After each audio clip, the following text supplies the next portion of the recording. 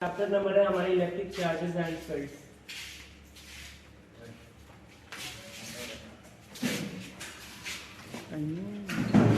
पिछला हेडिंग था हमारा क्या? पिछला हेडिंग था कूलम्ब लॉ तो हमने पढ़ लिया था, उसी के हिसाब से फोर्सेस का वैल्यू कैलकुलेट किया था और हमने दो पहले चार्ज के बीच किया हुआ था और उसके बाद मल्टीपल चार्ज के बीच था, है ना? कई सारे चार्ज है, फिर आपको समझते हुए चलना है आगे। एनसीईआरटी का बुक है हम लोग के पास, एससी वर्मा भी है हमारे पास, है ना? एससी वर्मा में बहुत शॉर्ट याद किया हुआ। हमने ग्रुप में कुछ फोटो भेजा होगा व्हाट्सएप का, तो आपने देखा होगा। तो पहले सीक्वेंस में हम लोग चलते हैं। जो हम लोग का उस दिन का क्वेश्चन था, है ना? उसने क्वेश्चन किया था कि चार्ज डेंसिटी, मान लीजिए दो चार्जेज है, ठीक है ना? दोनों चार्ज है और उनको कंडक्टर से मतलब जोड़ा गया है, ठीक है ना? इसका चार्ज डेंसिटी सिग्मा है, इसका मान लेते हैं ये ए बी नाम का है या 1 2 नाम का जो भी मान लें आप। ये 1 हमारा पहला है, ये दूसरा है, इसका सिग्मा 1 हो जाएगा, इसका सिग्मा 2, इसका रेडियस r2, इसका रेडियस r1, ठीक है ना? और इसके जो चार्ज है वो हम मान लेते हैं कैपिटल Q1, इसके जो चार्ज है वो कैपिटल Q2। तो हमने आपको चार्ज डेंसिटी का फॉर्मूला बताया था, क्या होता है? Q अपन सरफेस एरिया होता है ना? और सिग्मा 1 का जो वैल्यू आया था वो Q1 अपान में 4 पाई R1 स्क्वायर आया था। सिग्मा 2 की जो वैल्यू आई थी वो Q2 अपान में 4 पाई R2 स्क्वायर आया था, है ना? और जब हमने इसका हमको पूछा गया था सिग्मा 1 अपन सिग्मा 2 क्या होगा, ठीक है ना? जो हमने इसको सॉल्व किया था Q1 अपन Q2 आ गया था, है ना? और मल्टीप्लाई में R2 का स्क्वायर अपान में R1 का R2 अपन R1 का होल स्क्वायर आ गया था, है ना? ये आया था। लेकिन एक चीज जो था हम लोग ने जब सॉल्व किया था तो हमने ये बोला था कि Q1 और Q2 क्या होगा? बराबर होगा, है कि नहीं? लेकिन यही चीज हम लोग का कांसेप्ट रॉन्ग हो गया था, ठीक है ना? ऐसा है नहीं। नीट भी हम लोग को सिंपल लगता है लेकिन वो इतना सिंपल तो देगा नहीं कि Q1 Q2 पहले बराबर कर ले। ये तब फॉलो होगा, ऐसा नहीं Q1 Q2 बराबर भी हो सकता है। ये कुछ केसेस होती है उनमें फॉलो होगा। मान लीजिए दो चार्ज, दो कंडक्टर चार्ज है और जब वायर से जोड़ दिया जा रहा है तो जरूरी नहीं इनके पास बराबर ही चार्ज हो, है ना? या चार्ज डेंसिटी जरूरी नहीं कि हम इक्विलिब्रियम में ही फाइंड आउट करें, ठीक है ना? लेकिन यहाँ पे जैसे ये पहले चैप्टर का क्वेश्चन नहीं है, ये सेकंड चैप्टर का क्वेश्चन है ना? Electrostatic potential and capacitance. वहां पे जब आप पढ़ेंगे तो आपको बताया जाएगा कि जब आप दो चार्ज कंडक्टर को वायर से कनेक्ट करती है तो उनका जो पोटेंशियल होता है वो सेम हो जाता है। हमने आपको बताया था कि चार्जेस का फ्लो तभी होगा जब पोटेंशियल डिफरेंस होगा। पोटेंशियल डिफरेंस होगा ही नहीं, यानी पोटेंशियल अगर दोनों का सेम होगा, मान लेते हैं ये भी V हो और ये भी V हो, पोटेंशियल अगर सेम होगा तब चार्ज का फ्लो नहीं होगा, ठीक है ना? लेकिन अगर मान लीजिए ये 4V है, ये 3V है, यानी 4 से 3 की तरफ क्या होगा? चार्ज का फ्लो होगा, हायर पोटेंशियल से लोअर पोटेंशियल। क्लियर हो रहा है? नहीं रहने दीजिए, बाद में दी जाएगी, अभी बाद में मांग रहा है फिर दे जाएगा, ठीक है? तो यहाँ पे V की वैल्यू हमको यूज करनी होगी और V की वैल्यू, V का फॉर्मूला है, ये आपको सेकंड चैप्टर में बताया जाएगा। ये होता है KQ अपान में R। क्या होता है? V का फॉर्मूला होता है KQ अपान में R। तो यहाँ पे V1 का फॉर्मूला क्या आ जाएगा? ये Q1 अपान में R क्या है? रेडियस, R1 स्फेरिकल बॉडी के लिए, और यहाँ पे V2 क्या आ जाएगा? KQ 2 अपान में R2, ठीक है ना? क्लियर हो रहा है? और हमको ये पता है कि V1 बराबर क्या है? V2 है। हम ये मान के चलेंगे कि जब दोनों वायर कंडक्टर एक वायर से जोड़ दिया जा रहा है, दोनों चार्ज कंडक्टर, तो इनका पोटेंशियल वो बराबर हो जा रहा है, ठीक है ना? अभी आप सेकंड चैप्टर में वो चीजें आप समझेंगे भी, बस हम उस क्वेश्चन को थोड़ा आपको रिवाइज कराना चाह रहे थे ताकि गलत चीज ना बताया जाए, है ना? क्योंकि कंसेप्ट इंपॉर्टेंट है और कोई भी चीज गलती तभी होगा जब आपका कंसेप्ट या तो रॉन्ग, फॉर्मूला रॉन्ग है कि नहीं? अब देखिए दोनों अगर बराबर है तो अगर दोनों को अगर इक्वेट करते हैं तो ये क्या हो जाएगा? KQ1 अपान R1 बराबर KQ2 अपान R2, ये हो जाएगा ना? K से K कैंसिल, यानी अब यहाँ पे हमको इसका वैल्यू चाहिए, किसका वैल्यू चाहिए? Q1 अपान Q2। हमको नहीं मालूम है Q1 अपान Q2, तो यहाँ पे इसका वैल्यू निकाल लीजिए। Q1 अपान Q2 क्या आ जाएगा? R1 अपान R2 आ जाएगा यहाँ से, और बस यहाँ पे आप R1 अपन R2 रखेंगे, आपका आंसर आ जाएगा।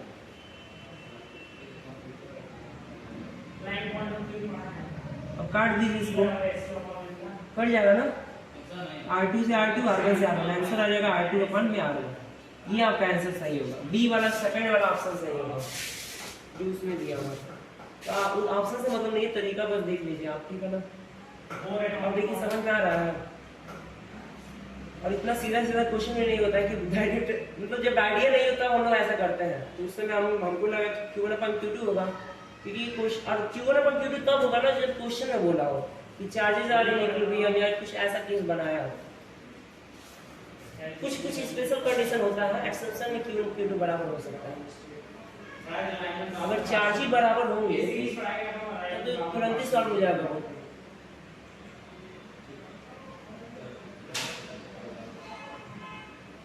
और चार्ज अगर बराबर भी हो, आप खुद बताइए, अगर चार्ज बराबर होते तो क्या हमारा कंडक्टर लगाने पर चार्ज का फ्लो होगा? अब वो वहाँ पे कुछ अलग अलग चीजें हैं, वो आप जैसे जैसे कंसेप्ट रेडी होगा आप मतलब समझते जाएंगे। आंसर हमारा क्या है? R2 अपन R1 सिग्मा 1 अपन सिग्मा 2। देखो क्या बेटा, अच्छा हमको बताना था।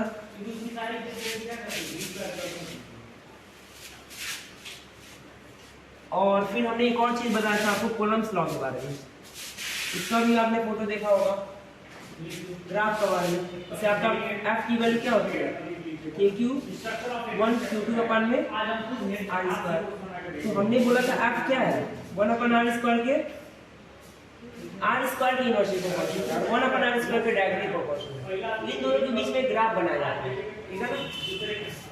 जो ग्राफ बनता है हमने आपको ऐसे बता दिया था, लेकिन ये ऐसे नहीं होता, ठीक है ना। इसका अलग, ये अलग चीज का ग्राफ होता है, ऐसे ही होता है। हमने ऐसे नहीं बताया था, हमने ऐसे बताया था। ऐसे बताया था क्या? हमने ऐसे बताया था। आप फिगर में देख सकती हैं, आपको कॉपी बोलना है कि नहीं? हमने बोला था हम बाद में बताएंगे उस चीज को, लेकिन कोई बात नहीं। इसका ग्राफ ऐसे नहीं होता, इसका ग्राफ ऐसे होता है। मतलब हमने गलती से ऐसे बता दिया था, है ना। इसका ग्राफ ऐसे होता है जी, ऐसे होता है, ठीक है।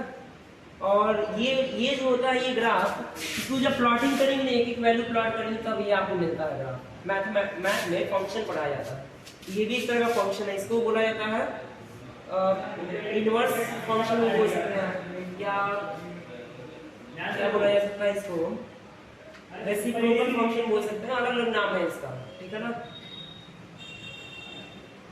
ऐसे ही जो हमने ग्रुप में भेजा था फोटो, ऐसे ही था क्या? ऐसे नहीं था, क्योंकि हम देख रहे हैं हमारे ख्याल से ऐसे ही था। इसका तरीका ये कैसे प्लॉट किया जाता है, देखिए ऐसे ही था, देख लीजिए ऐसे था। इसका तरीका भी है, जैसे यहाँ पे तरीका क्या है ना, जब हमारा R 0 होगा, है ना, R जब हमारा 0 होगा तो f की वैल्यू क्या होगी? यहाँ पे देखिए ये हमारा f होता है, ये वाला, और ये हमारा R होता है। जब हमारा f 0 होता है ना, या R जो है 0 होता है, तो हमारा f इनफाइनाइट होता है, अनंत, इनफाइनाइट। और जब हमारा और जब हमारा R 0 होगा, R 0 हो ही गया, जब हमारा f 0 होगा, जब हमारा R इनफाइनाइट होगा, क्या होगा? इनफाइनाइट। तब हमारा f की वैल्यू क्या होती है? R इनफाइनाइट होगा तो f की वैल्यू 0 हो जाती है। आपने पढ़ा लिया 1 बाय इनफाइनाइट क्या होता है? 0 होता है, ठीक है ना। इनफाइनाइट मतलब नॉट डिफाइंड होता है, किसी भी चीज को नंबर को 0 से डिवाइड करेंगे वो नॉट डिफाइंड आता है, उसी को इनफाइनाइट बोला जाता है। ये आपका क्या हो जाएगा? f ये 1 अपन इनफाइनाइट, यानी 1 अपन इनफाइनाइट क्या दे देगा? 0। जैसे ये फॉर्मूला f का है ना, तो f बराबर इतना है, मान के चलिए 1 अपन R है, यानी 1 अपन इनफाइनाइट है, 1 अपन इनफाइनाइट 0, है ना। तो देखिए जब R हमारा 0 था, यहाँ तो R हमारा 0 कभी हो ही नहीं रहा, अगर R 0 होता तो हमारा वो इनफाइनाइट होता। तो जब f हमारा इनफाइनाइट है, ये लागू नहीं होता। और फिर क्या हमारे पास रहता है? लाइट। ऐसे आप समझ नहीं पाएंगे, बस ऐसे समझिए ना, इसका ग्राफ ऐसा ही होता है, ठीक है ना, ये बस याद रखिएगा। अभी बहुत सी ग्राफ आपको पढ़ने हैं आगे। और यहाँ पे देखिए, यहाँ से एक चीज तो समझ में आ रहा है कि आर की वैल्यू हमारी, अगर मान लीजिए हम ग्राफ को अगर वैल्यू देखना हो तो हम ऐसे देखते हैं, ऐसे इस तरीके से हम ज्वाइन करते हैं, एक्स एक्सिस वाई एक्सिस देखा जाता है ना, तो ये तरह का यहाँ पे हमें पॉइंट मिलता है एक्स का वाई, और यहाँ पे जो पॉइंट मिलेगा वो ये एक्स मानेंगे, ये वाई, यानी आर का एफ वाला पॉइंट मिलेगा। आर जो पहले आएगा वो इस पे रहेगा, इस वाले एक्सिस पे है ना, बाद में जो आएगा वो इस वाले एक्सिस पे रहेगा, ठीक है। तो देखिए यहाँ पे हमें आर की कुछ वैल्यू मिल रही है, और यहाँ पे जो आर की वैल्यू मिल रही है वो इनफाइनाइटी मिल रही है इस वाले पॉइंट पे, तब हमारी एफ की वैल्यू जो मिल रही है वो यहाँ पे मिल रही है, ठीक है ना। और यहाँ पे जो वैल्यू है वो लगभग जीरो के ही बराबर है, जीरो के एकदम नियरेस्ट में है। जैसे आपको यहाँ पे आपको दिख रहा होगा कि यहाँ पे ये जीरो नहीं है, लेकिन ये बहुत ग्राफ बहुत पास होता है, ये ऐसे जाता है, बता रहे हैं ये पॉइंट है, ये ऐसे जाता है, ये पूरा ऐसे चिपक के जाता है एकदम पास के ऐसे, ठीक है ना। तब यहाँ पे जो अभी हमने लिखवाया था R zero F infinite F zero R infinite, तब ये फॉलो करेगा, ठीक है ना। ये चीज मैथ में बताया जाता है ताकि आप ग्राफ भूले नहीं। आपको अगर ये फॉर्मूला याद है तो आप रिलेट कर पाएंगे, कभी भी अगर ऐसा फॉर्मूला आ गया ना किसी का तो ऐसा ही ग्राफ बनेगा किसी का भी, ठीक है। ये भी आपका क्लियर हो गया। और तीसरा अब हम आते हैं टॉपिक अपने, ठीक है ना। क्या हमने पढ़ाया हुआ था, charges between multiple forces between multiple charges. तो वहां पे हमने आपको बताया था कि फोर्सेस काम करते हैं, और जब फोर्सेस काम करेंगे तो जैसे हमने जो एक्सप्रेशन आपको बताया था वो वन चार्ज पर बताया था और कई चार्जेस की वजह से बताया था, लेकिन हमने फिगर वैसा नहीं बनाया था। अपने कॉपी कीजिए तो फिगर थोड़ा हमने हमारा बनाई थी, जरा बनाई थी, तो हमारा गलत होगा तो आपका भी होगा, इसलिए हम भी आपका ही बनाते हैं।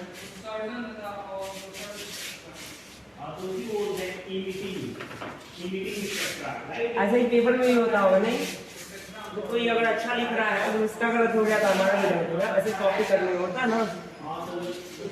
जैसे मान लीजिए हमने इसको ऑरिजिन माना था, है ना, यहाँ पे Q1 चार्ज था, Q फिर ऐसे डैश डैश कर दिया हम, और यहाँ पे Q3 मान लेते हैं, Q2 मान लेते हैं, और यहाँ पे Q1 मान।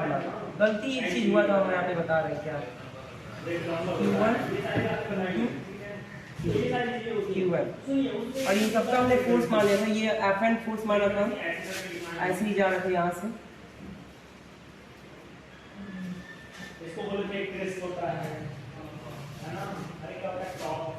ये यहाँ से Q3 है ना, ये फोर्स ऐसे Q2, ये फोर्स F3, ये F2, और ऐसे हमने बनाया था, है ना। और दूसरा नहीं, और इसका हमने पोजीशन वेक्टर दिखा दिया था, जो चार्ज है उसका वो पोजीशन वेक्टर था, है ना। अब थोड़ा सा समझिएगा, और हमने आपको कुछ इस तरीके से दिखाया होगा कि इधर इसका जो रिजल्टेंट है वो इधर काम करता है, ऐसा हमने दिखाया होगा। आर हमने आपको ये समझाया था ना, अगर कई सारे फोर्सेस इधर है, सबका एक उस साइड में इस पॉइंट पे एक रिजल्टेंट काम करेगा, जिसका इफेक्ट जो है इन सारे फोर्सेस के बराबर होगा, समझ में आ रहा है। अब थोड़ा सा समझिएगा, लेकिन अब हम तो F3 F2 F1 नहीं ना हमको बताना है, हमको तो ये बताना है कि चार्ज हमारा जो फोर्स है हमारा वो 1 पे कितना काम कर रहा है, 2 की वजह से, 1 पे 3 की वजह से, 1 पे 4 की वजह से, और 1 पे एंड की वजह से। ये ना हमने बताया था आपको, फॉर्मूला इसी का हमने बताया, फिगर बस हमने अच्छे से आपको बताया नहीं था, वो भी सही है, लेकिन वो अलग केस के लिए है। तो हम रिजल्टेंट दिखा रहे हैं, मतलब हम अगर हमको ये बताना हो कि इन सबका एक रिजल्टेंट काम कर रहा है जो कि इसका अपोजिट में है, जो फिगर रहेगा वो एनसीईआरटी के बुक के हिसाब से रहेगा, और अभी देख लीजिए उसको काटना नहीं है, सही है।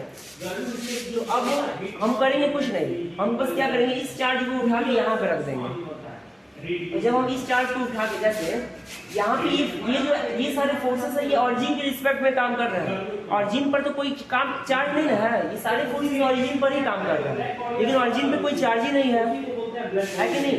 हम कुछ करेंगे नहीं, इसी वाले चार्ज को हम लोग यहाँ पे ऑरिजिन पे उठा के रख देंगे, कहाँ पे, यहाँ पे देखिए Q1, ठीक है ना। अब जो फोर्स काम करेगा ये F1 नहीं काम करेगा यहाँ पे, ये F1N काम करेगा, 1N की वजह से काम करेगा, ठीक है ना। और यहाँ पे 1 पे 3 की वजह से काम करेगा, ऐसे ही यहाँ पे 1, यहाँ पे 1 पे 2 की वजह से काम करेगा। अब ये सही है, मतलब वो अलग केस था, ये अलग केस है, समझ में आ रहा है ना। फोर्सेस का रिप्रेजेंटेशन, अब हमने यहाँ पे फोर्स बाहर में दिखाया है, फोर्स हमने बाहर दिखा, हम चाहे तो अंदर भी दिखा सकते हैं। जैसे आप यहाँ पे अगर ये किसके लिए फोर्स बाहर कब दिखाया जाता है, जब हमारा रिपल्सिव हो कि अट्रैक्टिव हो, रिपल्सिव होता है तभी तो हमारा फोर्स बाहर दिखाया जाता है। अगर अट्रैक्टिव हो तो फोर्स ऐसे दिखाया जाता है। अट्रैक्टिव के केस में ऐसे होता है, रिपल्सिव के केस में ऐसे होता है। तो ये फिगर कुछ और तरीके से भी बनता है।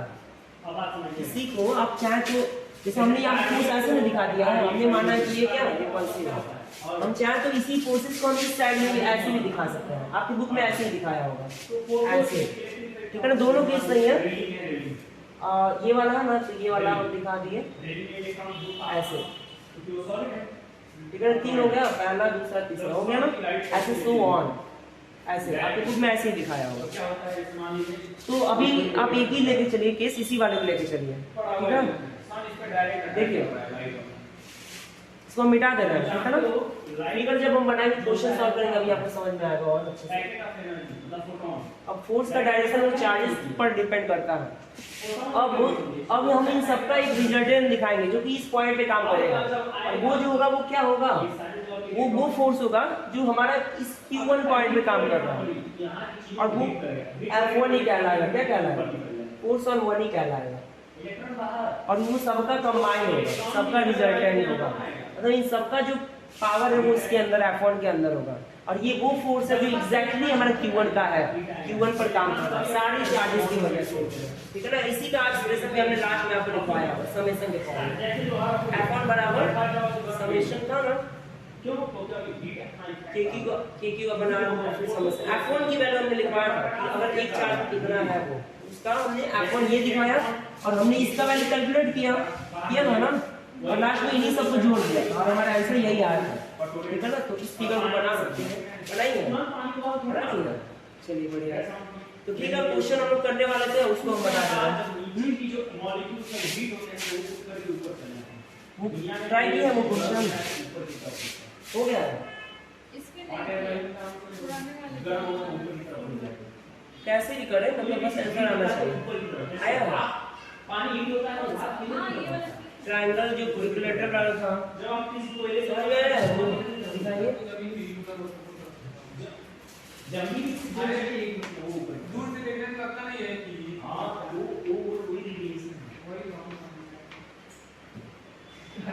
जमीन से बहुत ले रहा है ना वो जमीन। चलिए हम देख रहे हैं, जैसे हमारा क्या था, मार्केट लेकिन नहीं हो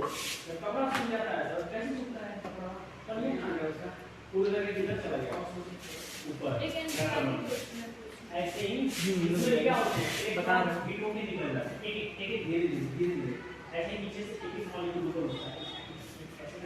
पिछला जो डाउट है वो क्लियर हो गया होगा, पिछला डाउट है वो क्लियर हो गया होगा, इसलिए हम फिगर पहले वो सारे डाउट क्लियर कर दिए। जो गलतियां की आपको कॉन्सेप्ट में हम ही बता दें वैसे।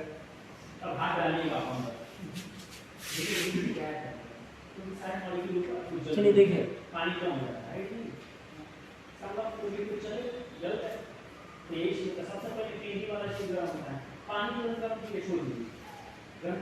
चार्जेस हमारे कैसे ABC पॉइंट था, Q1 Q2 Q3, ये हमारा Q1 था, ये हमारा Q2 था, ये हमारा 3 चार्जेस थे, और फिर सारे चार्जेस का वैल्यू दिया हुआ है, सारे चार्जेस का वैल्यू दिया हुआ है, सबका वैल्यू Q के बराबर है, किसके बराबर है, हम कहीं साइड में लिख लेते हैं कि Q1 बराबर Q2 बराबर Q3 बराबर Q, सबका मैग्नीट्यूड जो है वो Q के बराबर है, डायरेक्शन भी हम लोग Q के बराबर है, सब पॉजिटिव है, ठीक है ना। अब हमने इसको ज्वाइन कर दिया, इसके सेंटर्स को, अब जो फोर्स काम कर, अब यहाँ पे क्वेश्चन ये है ना कि अगर हम इसके सेंट्रॉइड पर एक चार्ज रखते हैं,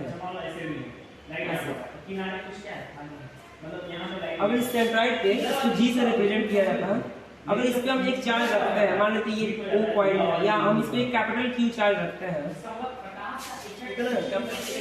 कैपिटल Q है, तो इस कैपिटल Q चार्ज पर कितना फोर्स काम कर रहा है, नेट फोर्स, ठीक है। तो अब देखिएगा इन सबका हमने आपको डायमेंशन बता दिया, इक्विलिब्रियम है स्मॉल डायमेंस का था। अब आप पहले क्या करेंगे, मान लेते ये पहला चार्ज, ये दूसरा है, ये तीसरा है, तो पहले आप Q पर फोर्स लगाएंगे, पहले Q पर फोर्स, आपको अगर नेट निकालना है ना तो आपको FQ निकालना है, force on Q। Force on Q जो आएगा वो क्या आएगा, देखिएगा फोर्स ऑन Q जो आएगा वो क्या आएगा, फोर्स ऑन Q ही पे किसकी वजह से, Q1 की वजह से, है ना, प्लस फोर्स ऑन Q आएगा किसकी वजह से, Q2 की वजह से, प्लस फोर्स ऑन Q आएगा Q3 की वजह से। ये कौन कहता है, ये सुपरपोजिशन प्रिंसिपल कहता है। अब ये फोर्स ऑन, देखिए फोर्स ऑन Q1 की वजह से, अगर फोर्स ऑन Q1 की वजह से निकालना तो हमको ये डिस्टेंस पता होना चाहिए, पता होना चाहिए कितना होगा,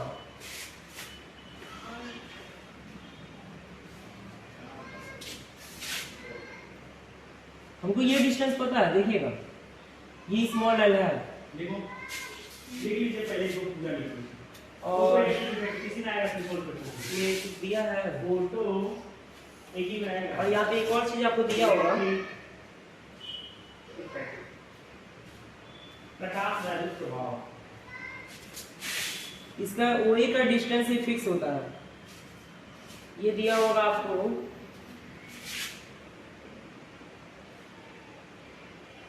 मान लेते हैं ये A है, ये B है, ये C है ना, और ये क्या है D है, और मान लेते हैं इसको ये O है।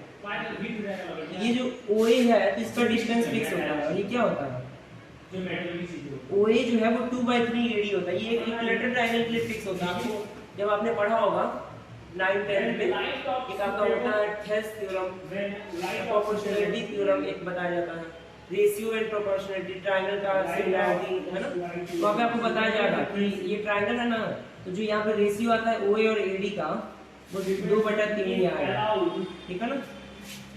तो ये एक फिक्स होता है, या हम ऐसे समझ सकते हैं जैसे ये OA का मतलब ये छोटा वाला, ये 2 पार्ट है और ये पूरा पूरा 3 पार्ट है, ये छोटा वाला 2 पार्ट है, ये पूरा पूरा 3 पार्ट है, या हम ऐसे समझ सकते हैं ये 1 पार्ट है, ये 2 पार्ट है, यानी हमेशा मिला के 3 ही पार्ट बनाएंगे, मतलब ये 1 है, ये 2 है, 2 में 1 2 मिलकर 3 बन गए, यानी होल पार्ट हमारा 3 के बराबर होगा, ठीक है ना। तो इसका और भी तरीका है इसको निकालने का, अगर आपको ऐसे नहीं आ रहा है तो इसका आप चाहे तो ट्रिग्नोमेट्री से भी आप निकाल सकते हैं। ट्रिग्नोमेट्री में क्या कहता है, आपको ये एंगल पता है ना, ये 60 डिग्री है, देखिएगा जैसे आपको निकालना क्या है, आपको OA और OD में रिलेशन बताना है, या OA और AD में रिलेशन बताना है, ठीक है ना। OA और AD में OA कैसे निकलेगा,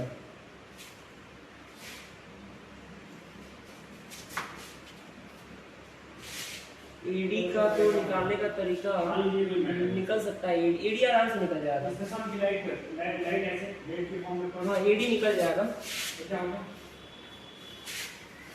AD तो निकल जाएगा, लेकिन बात यहाँ पे फंस जा रहा है इसका OA का, तो ठीक है वही फॉर्मूला याद रखिए, बाकी जब आगे कोई नया फॉर्मूला को दिखता है हम आपको बता देंगे, ठीक है ना।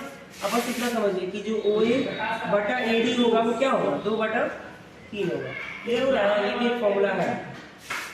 अब करना कुछ नहीं है, इसका FQ1 का फॉर्मूला क्या होगा,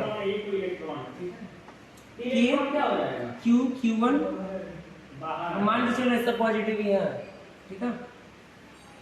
तो इसकी वजह से फोर्सेस यहाँ पे हम दिखाएंगे, और अपन में इसका डिस्टेंस क्या है, वो है ना AO का स्क्वायर, ठीक है, और फिर प्लस हो गया, फिर ये हो जाएगा कि Q यहाँ पे भी Q2, और यहाँ पे क्या हो जाएगा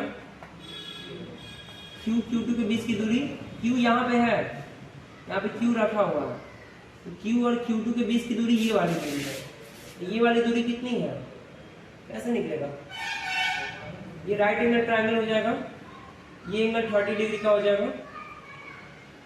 तो यहाँ पे ये दूरी निकल जाएगा ना, पाइथागोरस से भी निकाल सकते हैं। तो पाइथागोरस से, या आप ये देख सकते हैं ये हाफ है, मीडियम जो होता है ना, अगर वो किसी साइड को डिवाइड करे तो हाफ ही डिवाइड करेगा। मतलब अगर ये l है तो ये कितना हो जाएगा, l/2 हो जाएगा। तो आपको अगर यहाँ से ये वाली डिस्टेंस निकालनी है, OB निकालना है, OB का कई तरीका है निकालने के। ये राइट एंगल में आप ट्रिगोनोमेट्री भी लगा सकते हैं। तो आपको मान लीजिए आपको निकालना है O और B, OB निकालना, हमको OB नहीं मालूम, यानी हमको हाइपोटेनस निकालना है ना। और आपको पता होगा cos 30 डिग्री का फॉर्मूला क्या होता है, frequency B upon base upon hypotenuse. cos 30 degree में बेस अपॉन हाइपोटेनस, बेस आपका ये है BD और हाइपोटेनस कितना है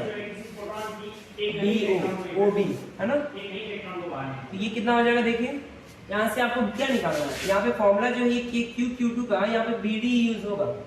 तो BD यहाँ से कितना मिल जाएगा, BD बराबर OB cos 30 डिग्री, ठीक है ना। अब OB की वैल्यू कितनी है, l/2 पूरे लेंथ का आधा, यानी OB BD जो है वो आ जाएगा आपका l/2 बटा cos 30 डिग्री की वैल्यू कितनी है, cos 30 डिग्री √3/2 आ गया, √3/2, यानी आपका ये आंसर कितना आ गया, √3 ये /2 है ना। तो यहाँ पे कितना आ जाएगा, आ गया देखना। अब यहाँ पे डिस्टेंस आप ये यूज कर सकते हैं, √3/4 l और होल का स्क्वायर, ये है। अब ये वाला देखिए Q3 और अपान में Q और Q3 के बीच की दूरी, Q और Q3 के बीच की दूरी, क्या ये सारे डिस्टेंस सेम होंगे क्या, ये भी तो हो सकता है। ऐसे ये डिस्टेंस और ये डिस्टेंस इक्विलेटरल ट्रायंगल है तो तीनों बराबर ही होने चाहिए, है ना।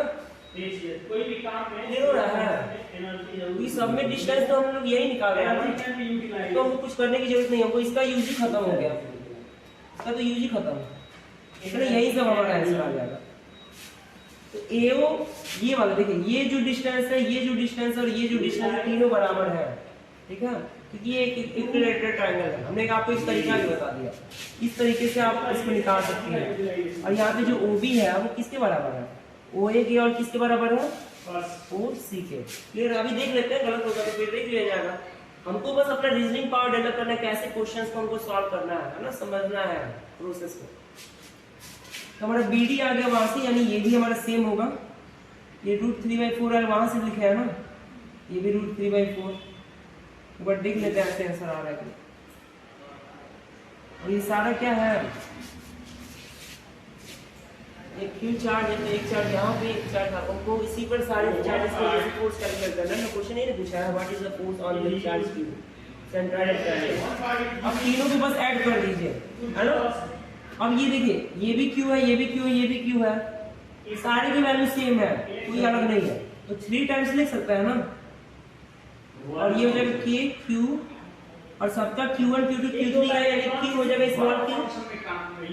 स्मॉल q, और अपान में अब इसको देखिए ये हो जाएगा 3/16, जब स्क्वायर करेंगे तो कितना हो जाएगा 3/16, यानी 3 नीचे आ जाएगा, ऊपर क्या आ जाएगा 16। देखते हैं आंसर आ रहा है कि नहीं, ये आ जाएगा 48 KQ आया है, नहीं आ रहा, क्या गलत हुआ है, ये वेक्टर फॉर्म में, एक तो पहला चीज ये वेक्टर फॉर्म में दिया है, क्या सारे फोर्सेस बराबर ये कहा है, सारे फोर्सेस को ये बराबर नहीं कहा, यही गड़बड़ हो गया से। पहला फोर्स Q का Q एट A पॉइंट पे, तो प्लस माइनस का तो कोई अंतर है नहीं, ये पूछ लेता है सारे फोर्स को बराबर किसी को देता नहीं है, सबको पता है। देखिए और वर्क फंक्शन दिया रहेगा, किसी इलेक्ट्रॉन को बाहर कर देगा तो हम निकाल लेंगे। ओहो, यहाँ पे ये चीज मैटर कर रहा है, डायरेक्शन का, व्हाट इज थ्रेशोल्ड, डायरेक्शन का मैटर कर रहा है। ये बात ये है ना, ये हम लोग का सही है, ये तीनों मतलब ये कंपोनेंट ये कंपोनेंट ये कंपोनेंट बराबर, लेकिन हमको डायरेक्शन का भी इंपॉर्टेंस है। अब जैसे जो मान लीजिए ये दोनों हम मान चुके हैं, सब चार्ज पॉजिटिव है ना, तो जो इस वाले चार्ज की वजह से इस पर फोर्स लगेगा वो इधर लगेगा, है ना। इस वाले चार्ज की वजह से इस पर फोर्स इधर लगेगा, इस वाले चार्ज की वजह से इस पर फोर्स इधर लगेगा, और इस वाले चार्ज की वजह से इस पर फोर्स इधर लगेगा, है कि नहीं। तो डायरेक्शन की अगर हम बात करें तो हाँ, डायरेक्शन यहाँ पे ये है, देखिए यहाँ पे पैरेललोग्राम लॉ ऑफ फोर्स काम करता है। वेक्टर लॉ पढ़ा होगा आपने, पैरेललोग्राम लॉ ऑफ फोर्सेस। तो वहाँ पे ना पैरेललोग्राम लॉ ऑफ फोर्सेस ये कहता है कि जो अगर दो फोर्सेस हमारे पैरेललोग्राम की दो साइड्स को रिप्रेजेंट कर रहा है तो उसका जो डायगोनल होगा, है ना, जो डायगोनल होगा वो उसके रिजल्टेंट को बताएगा। क्लियर हो रहा है। तो कहने का मतलब अगर ये इन दोनों फोर्सेस का अगर इधर कोई फोर्स आ रहा है तो वो उसका रिजल्टेंट